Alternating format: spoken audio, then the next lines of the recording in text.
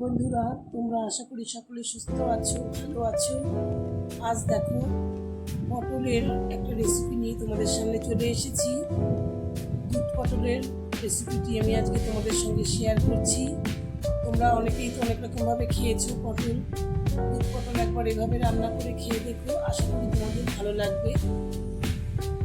দেখো বন্ধুরা, পটল আমি নিয়েছি, এখানে 800 মতন পটল আছে। এবার এই গাগুলোকে আমি এভাবে ছুঁড়ে নেব, একটু রেখে রেখে। আমি পুরোটা ছুঁড়ে নেব না, অল্প অল্প রেখে খোসা। এভাবে আমি সবকটা পটল ছাড়িয়ে নেব।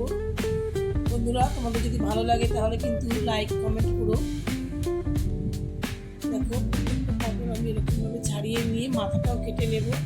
মাথাগুলো কেটে নিয়েছি, দেখতে পাচ্ছ। নিয়ে গাটাকে আমি একটু মানে পেটটাকে একটু করে চিড়ে দেবো, যাতে মানে নুন মশলা এগুলো ঢুকে। আমি এমনি গোটাই রেখে দেবো পটলগুলোকে। এভাবে আমি সবকটা পটলের পেটগুলোকে আমি চিড়ে দিয়েছি। দিয়ে আমি এখানে একটু নুন মিশিয়ে দিচ্ছি। আমি এখানে হলুদ ব্যবহার করবো না বন্ধুরা। নুন দিয়ে আমি পটলগুলোকে খুব ভালো করে মাখিয়ে কিছুক্ষণের জন্য রেখে দেবো, যাতে পটলগুলোর ভেতরে নুনটা ঢুকে যায়। এবার মাখিয়ে কিছুক্ষণ রেখে দিয়ে আধ ঘন্টা পরে আমি কড়াইতে দেখো সাদা তেল দিয়ে দিয়েছি। দিয়ে পটলগুলো ভাজবার জন্য কড়াইতে সবকটা পটল একসঙ্গে আমি দিয়ে দিলাম। আমি খুব মানে পুরোটা নাড়িয়ে ভাজতে থাকবো, মানে রেখে দেবো না কড়াইতে, একদিকটা যাতে লাল হয়ে না যায় সেভাবে আমি শুধু নাড়াচাড়া করে ভেজে নেব, যাতে কড়াইতে প্রত্যেকটা পটল এরকম কালারটা ঠিক থাকে। একদম ভাজা ভাজা ভাবটা যাতে না আসে সেরকমভাবে আমি পটলগুলোকে ভেজে নেব।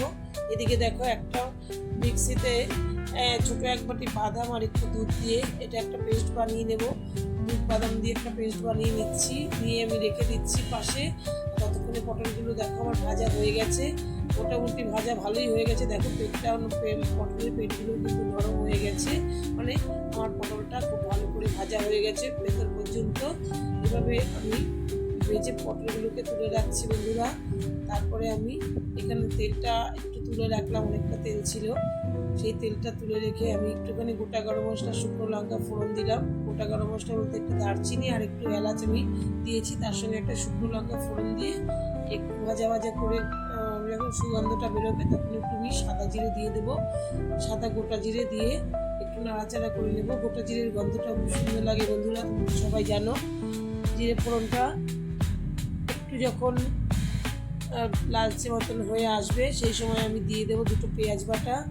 পেঁয়াজটাকে আমি ভালো করে বেটে নিয়েছি, সেই পেঁয়াজ দুটোকে দিয়ে একটু নাড়াচাড়া করে একটু পেঁয়াজটা যখন একটু ভাজা ভাজা হবে সেই সময় দেখো রসুন, আদা আর কাঁচা লঙ্কা একসঙ্গে আমি পেস্ট করে রেখেছিলাম। রসুন আর আদাটা আর কাঁচা লঙ্কাটা এমনি কুচিয়ে দিয়েছি।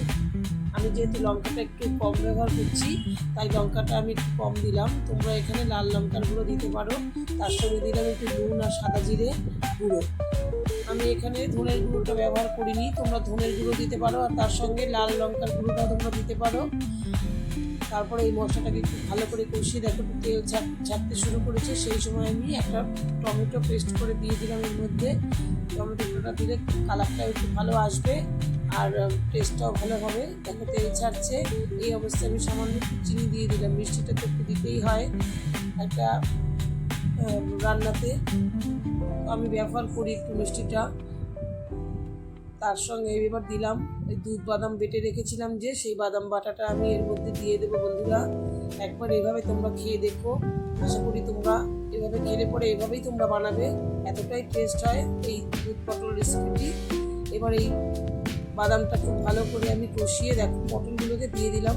ভাজা পটলগুলোকে পটলের ভেতরে যাতে এই মশলাটাই পটলের ভিতরে ঢুকে যায় সেভাবে একটু নেড়ে চেড়ে দেখো কষিয়ে নিচ্ছি। একটু শুকিয়ে এলে পরে তখন আমি 1 কাপ দুধের মধ্যে ঢেলে দেবো। দেখো আমি জল দেবো না বন্ধুরা, জলের পরিবর্তে আমি 1 কাপ দুধ দিয়ে রান্নাটা তৈরি করবো। অসাধারণ টেস্ট হয় বন্ধুরা, তোমরা একবার করে অন্তত খেয়ে দেখতে পাবে। যারা করে খেয়েছো তারা তো জানোই, আর যারা করে খাওনি একবার অন্তত এভাবে খেয়ে দেখো। একটু ঢাকা দিয়ে দিলাম বন্ধুরা, 2 মিনিট মতন ঢাকা দিয়ে দেখো পটলগুলো নরম হয়ে গেছে আমার একদমই। তারপরে একটু শুকিয়ে এসছে, এই অবস্থায় আমি একটু গরম মশলার গুঁড়ো আর একটু ধনেপাতা দিয়ে আমি নামিয়ে নিলাম। আশা করি রেসিপিটা তোমাদের ভালো লেগেছে। সকলে ভালো থেকো, দেখা হবে তোমাদের সঙ্গে পরবর্তী ভিডিওতে। ততক্ষণ পর্যন্ত তোমাদের সকলকে অনেক ধন্যবাদ জানাই।